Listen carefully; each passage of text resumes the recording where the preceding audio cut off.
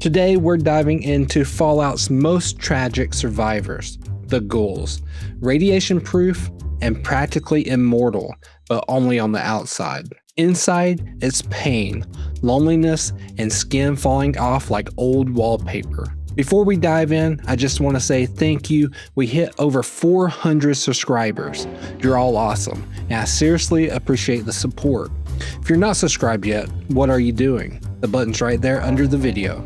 Go on, I'll wait. You're holding up the video. Nailed it. I knew you had it in you. Now grab what's in your stash, settle into your favorite corner of the wasteland, and let's explore why being a ghoul might just be worse than getting caught in Deathclaw's morning breath. First off, let's get the basics straight for anyone just joining our little expedition into gaming's darkest corners. Ghouls are humans who took a mega dose of radiation. Yes, mega, like mega pint. Amber Heard's legal team would not approve. Anyways, they hit the mutation lottery jackpot. Eternal life with the bonus prize of looking like beef jerky left in the sun for 2 centuries. Think about it, you survived the nuclear apocalypse only to find out your reward is watching your skin slowly peel off like old wallpaper. Talk about a monkey's paw situation. Let's start with the most obvious problem. Everyone treats you like radioactive garbage. In the post-nuclear world, humans, or smoothskins as ghouls call them, respond to ghouls with a charming mix of fear, disgust, and occasional gunfire. Take Diamond City, the great green jewel of the Commonwealth. Mayor McDonough ran his entire campaign on the slogan, "No ghouls allowed." That's right. His entire political platform was basically make Diamond City human again, and people ate it up. As John Hancock grimly puts it, before you know it, you got families with kids lining up to drag folks they call neighbor out of their homes and throw them to the ruins. Nothing says functional society like evicting grandma because her skin's getting a bit flaky. Am I right? This forces most ghouls into isolation or ghoul-only settlements, places like Underworld in Fallout 3, literally hidden inside a Museum of History exhibit. The symbolism there isn't exactly subtle. And then there's poor Gob from Megaton. This guy flinches when you talk to him because he's so used to getting beaten up. He's genuinely shocked if you treat him like a person. Wait, you're not gonna hit me, yell at me, not even berate me a little bit? That's a guy whose bar for human decency is so low it's practically in the Earth's core. And here's the kicker. He gives you a discount just for not treating him like a punching bag. If social rejection wasn't enough, let's talk about the physical reality of being a ghoul, or as I like to call it, decomposition, the experience. Your skin peels off in patches, your hair abandons ship, your voice sounds like you gargle gravel for breakfast.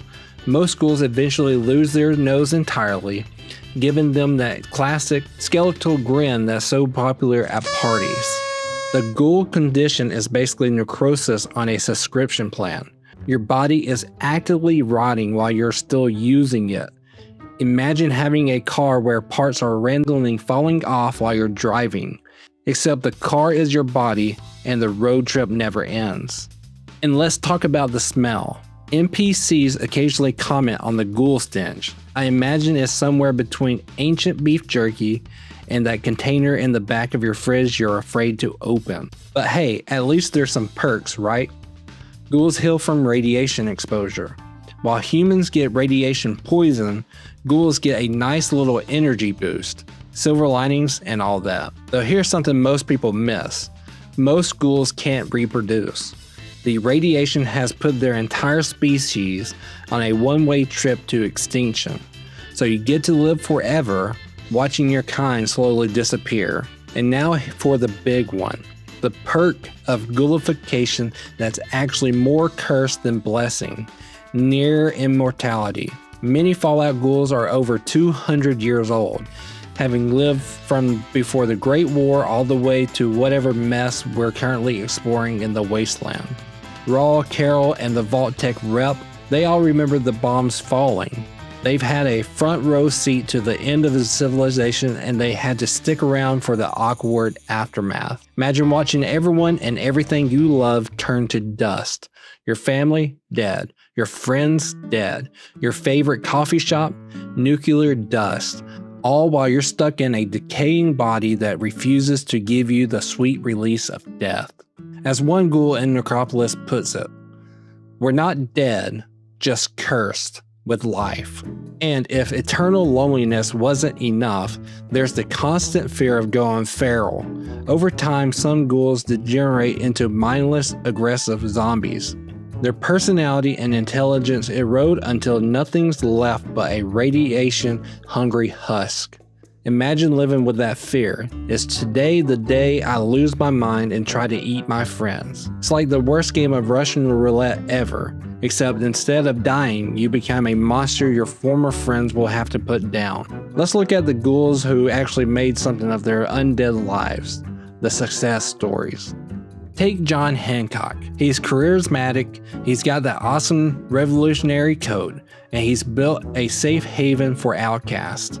But here's what most people don't realize. He chose to become a ghoul because he couldn't stand his own reflection after failing to stop Diamond City's ghoul purge.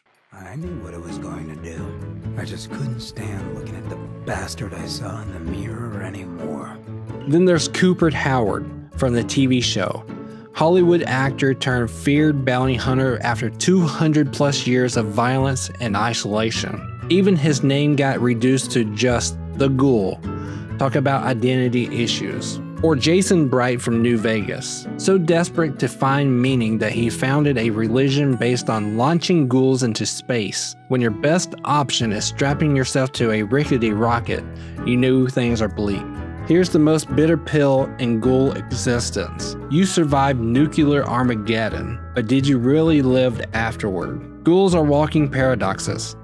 Dead but alive, immortal but decaying, survivors who often wish they hadn't survived. They're living reminders of the world that was lost, walking through a wasteland that never stopped reminding them they don't belong. And in true Fallout fashion, the same humans who call ghouls monsters often treat ghouls worse than ghouls treat them. A ghoul might save a settlement from raiders, only to be told afterwards to get lost because we don't want no zombies here. So next time you're wandering the wasteland and run into a ghoul, maybe cut him some slack.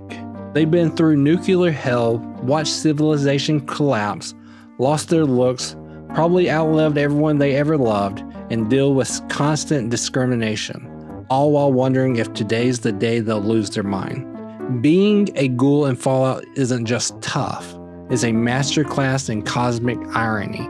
They survived the apocalypse only to endure an eternity of suffering for the crime of not dying properly. Thanks for joining me, and if you enjoyed this deep dive into Fallout's most tragic survivors, show me some love and hit that like button. And hey, you know the drill. Hit the subscribe button and ring that bell so you never mix our expeditions into gaming's darkest corners. Let me know in the comments, would you choose to be a ghoul if it meant immortality?